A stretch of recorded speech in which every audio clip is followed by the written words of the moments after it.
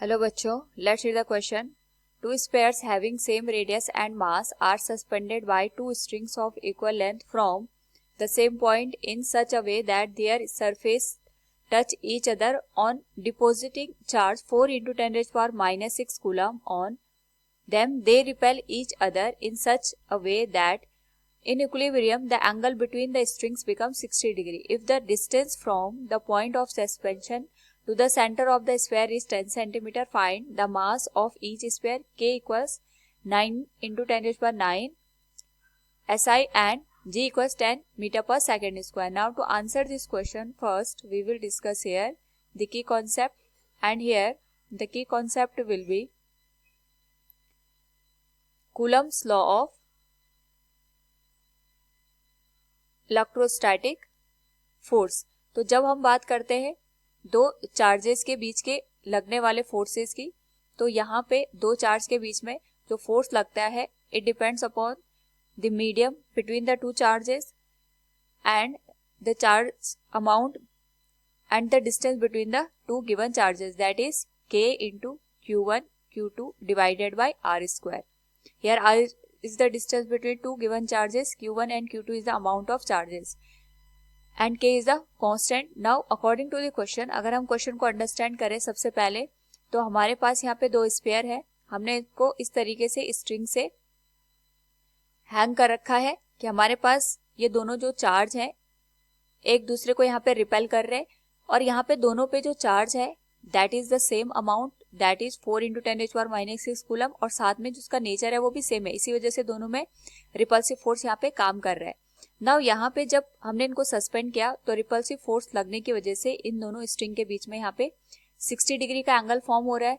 Now यहाँ पे अगर हम ऑब्जर्व करें तो जहाँ पे हमने इसको सस्पेंड किया था वहां से स्फीयर की जो डिस्टेंस है ये हमारे पास 10 सेंटीमीटर के बराबर है, और जो दोनों स्ट्रिंग है हमारे पास दोनों की जो लेंथ है यहाँ पे वो 10 सेंटीमीटर के बराबर है. तो उसके अकॉर्डिंग अगर हम यहाँ पे कैलकुलेट करेंगे तो हमारे पास जो दोनों एंगल निकलेंगे, अगर हम इनको यहाँ पे इस तरीके से मिला दें, ये दोनों सेम निकलेंगे और इनकी जो वैल्यू निकलेगी it will also be of the 60 degree. Now यहाँ पे लगने वाले फोर्सेस के करस्पॉन्डिंग अगर हम FBD ड्रॉ करें, क्योंकि हमने इसको सस्पेंड करा हुआ है, तो जो हमारे पास यहाँ पे चार्जेस है इन पे डाउनवर्ड डायरेक्शन में mg फोर्स काम करेगा.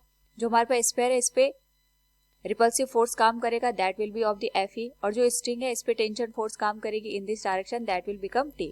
नाउ यहाँ पे जो टेंशन फोर्स है अगर हम इसके कंपोनेंट करें तो यही जो टेंशन फोर्स है इसकी वजह से जो Fe electrostatic force between the charges और mg एक दूसरे को बैलेंस कर रहे हैं.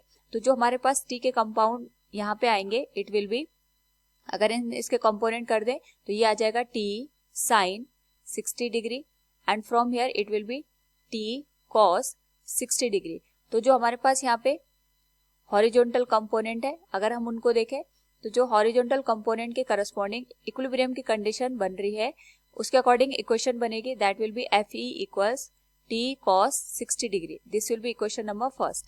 सिमिलरली अगर हम बात करें यहाँ पे वर्टिकल कंपोनेंट की, तो जो वर्टिकल कंपोनेंट है हमारे पास उसके अकॉर्डिंग जो इक्वेशन बनेगी it will be mg equals T sine 60 degree. This will be equation number second.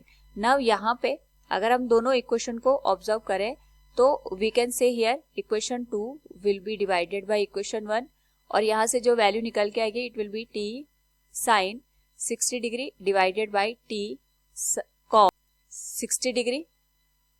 Now it will be equal to the, यह हो जाएगा हमारे पास mg के बराबर और दिस विल बी Fe के बराबर. T से T कैंसिल हो जाएगा. Sine 60 by cos 60 this will be 10 60 degree.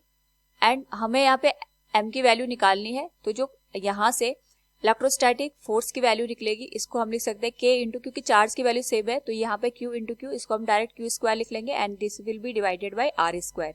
1060 की वैल्यू हमारे पास √3 के बराबर होती है and it will B multiplied with K into Q square divided by R square and it will B multiplied with 1/g. यहाँ पे हमारे पास यही मास की वैल्यू हो जाएगी. तो मास की वैल्यू निकालने के लिए हम सारी वैल्यूज को पुट कर देंगे. It will be square root of 3 into K की वैल्यू हो जाएगी 9 इंटू 10 रेज़ पावर 9. चार्ज की value according to the question हमें दे रखी है 4 into 10 raise power minus 6 multiplied with 1 divided by R की वैल्यू है, दोनों चार्जेस के बीच की डिस्टेंस 10 सेंटीमीटर है, तो सेंटीमीटर को हम मीटर में कन्वर्ट करेंगे तो मल्टीप्लाई हो जाएगा 10⁻⁻2 से और इसका होल स्क्वायर कर देंगे एंड जी की वैल्यू आ जाएगी 10 के बराबर। नाउ अगर हम यहाँ से इस होल वैल्यू को सॉल्व करें, इट विल बी 9 4 जा 36 इंटू √3 मल्टीप्लाइड भी 10⁻9 इंटू 10⁻6, इट विल बी 10⁻+3 के बराबर and it will be divided bye 100 into 10⁻4 into 10⁻1। तो ये होल वैल्यू को अगर हम सॉल्व करें यहाँ पे, so from here we can say the value of mass will be 2.4 kg। Approximate value हमने यहाँ पे 2.4 kg के बराबर फाइंड आउट किया। So from the given question we can say here find the mass of each sphere, it will be 2.468 kg। Option D will be the correct one. Hope all you understood it. Thank you and best of luck.